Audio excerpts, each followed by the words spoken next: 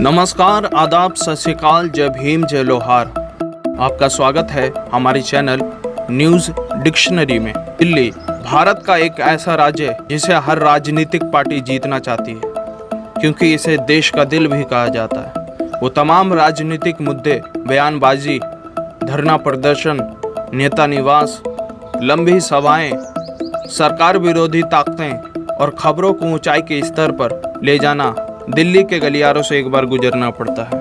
अगर हम दिल्ली की सकल घरेलू उत्पाद यानी जीडीपी की बात करें तो भारत में 12वें नंबर पर आता है और यहाँ के जीडीपी में मजदूर वर्ग मुख्य भूमिका निभाता है। जो मजदूर अपना जन्म स्थान छोड़कर आजीविका की तलाश में दिल्ली आते हैं, दिल्ली को ही अपनी कर्म भूमि मान के जिंदगी के लंबे सफ़र के साथ अपने बच्चों का भी भविष्य उज्जवल करने की कोशिश में जुट जाते हैं। दोस्तों, अगर मैं आपसे कहूं कि उन बच्चों का भविष्य उज्जवल नहीं बल्कि अंधकार की ओर चला जाता है तो कोई गलत बात नहीं होगी। ऐसा करते हैं, इसे हम एक सच्ची घटना से समझते हैं। दिल्ली के अपेक्षा इंटरनेशनल J5 उद्योग नगर एरिया में 21 तारीख 6 महीना 2021 को भीषण आग लगी। इस घटना ने दिल्ली प्रदेश के सभी मजदूरों को झकझोर दिया, क्योंकि घटना इतना भयानक था कि 6 युवाओं की जान चली गई। जब परिजनों को इस घोर समस्या का पता चला तो बहुत देर हो चुकी थी। फैक्ट्री आग के चपेट में आकर नस्तो नाबूद हो गया था। उन 6 युवाओं के बचने की उम्मीद परिजनों की आंखों के सामने ओझल हो गया।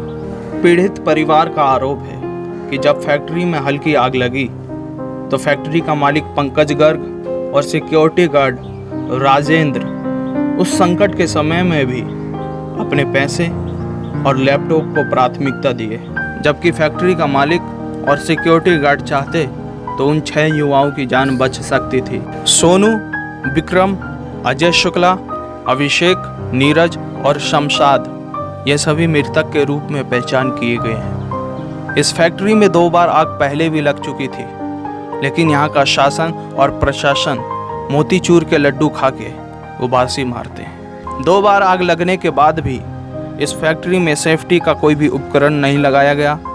फैक्ट्री पूरी तरह से जर्जर थी और तीसरी बार आग लगने के बाद 6 लोगों की जान चली गई।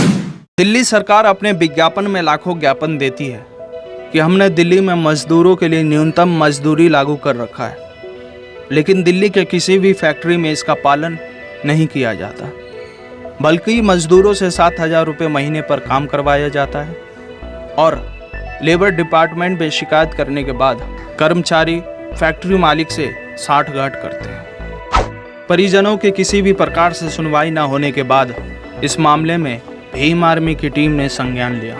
जब भीम आर्मी की टीम ने स्थानीय विधायक जी से इस विषय पर बात किए तो उनका जवाब शर्मनाक था। सुनिए। हाँ जी। हाँ, उदय, जय भीम। मैं भीम आर्मी से त्रिलोक जाटव बोल रहा हूँ, किराड़ी विधानसभा अध्यक्ष। हाँ जी, बोलिए जी। साहब, ये आपका ये ब्लॉक में ये जो आग लगी थी J5 में। हेलो। हाँ, बोलिए, सुन रहा हूँ। तो आप ये जो किनके परिवारजन जो यहाँ पे बैठे हुए इनके लिए कोई व्यवस्था नहीं करवाई है आपने, ना पानी का ना खाने का? वहाँ किस लिए बैठे हैं भैया जो व्यवस्था कराएं? हाँ, ये बात आप बोल रहे हैं किस लिए बैठे हैं? ये बात आप बोल रहे हैं? आप MLA? किसी भी राज्य को सुरक्षित करने के लिए पुलिस एक रक्षक के रूप में काम करती है, लेकिन जब पुलिस व्यवस्था निर्बल बनने का ढोंग करने लगे तो पूरी व्यवस्था नष्ट हो जाती है। पुलिस की मौजूदगी में घटनास्थल का मलबा उठाया जाता है और फिर भीम आर्मी के विरोध करने के बाद इसे रोका गया।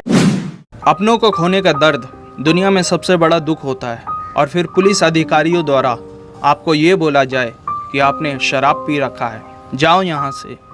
ऐसी विचारधारा से पुलिस की छवि पर दाग लगता है। 6 दिन हो गया, कोई पुलिस प्रशासन नहीं काम कर रही है। हमारे बच्चों को ढूंढ के लाके दो। अंकल, अभी आप पता कैसी बातें कर रहे हो? ये शराबी है, ये पहले आई है, वो बाद में आई है, सब पहले कैसे लगा? घटना को आज 1 महीने से ज्यादा हो गया। कई प्रदर्शन हो गए हैं, परिजनों को आज तक शव नहीं दिया गया। दिल्ली सरकार का इस विषय पर अभी एक भी जवाब एक भी बयान नहीं आया। जो सरकार इलेक्शन के समय में मजदूरों की हितैषी बनती है, आज अपने कानों में रुई डाल के बैठी है।